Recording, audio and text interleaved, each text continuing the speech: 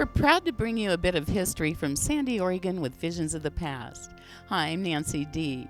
The first public school in eastern Clackamas County between the Clackamas River and Independence, Missouri was the Philip Foster School in Eagle Creek, Oregon. It also happened to be the first school on the Barlow Road. In 1850, Philip Foster and his neighbors petitioned the probate court of the territorial government for a public school. On August 8, 1850, he received an approval from F.S. Holland, clerk of probate. The areas included Boring, Orient, Cottrell, Lusted, Sandy, Cherryville, Dover, Furwood, Welches, and all other districts south of the Sandy River. In the early days, there were 18 grade schools in the Sandy area, many of them starting before Sandy High School was organized in 1914.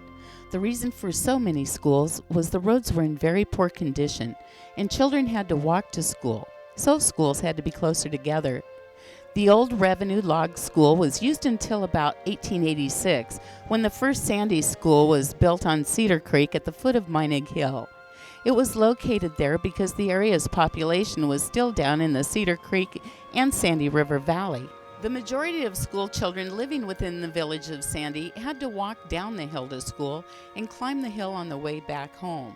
This went on for years. Sandy was such a small, primitive, and frontier-type place in the 1800s that there was no resident doctor or dentist. There was no church until 1894, so that any religious service had to be held in a private home. With the lack of a handy school building or public structure of some kind, social activities such as parties, dances, debates, dinners, etc. had to be held in private homes as well. In 1908, the heirs of Frederick Meinig's estate donated an acre of ground to the high school at the corner of Highway 26 and Langen Sand Road. The school board, with future growth in mind, had Lee Coleman and Arlie Mitchell build a 4-room schoolhouse when they only needed 2 rooms at the time. The 2 upper rooms were used as the first high school about 1914. With no gymnasium, Paul Meinig let the high school use the upstairs of his feed store, formerly a dance hall, for a basketball court.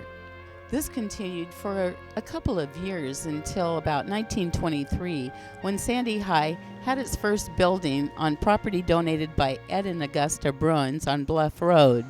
I'm Nancy D. Thanks for traveling back in time with us. Join us for the next episode of Visions of the Past. Bye.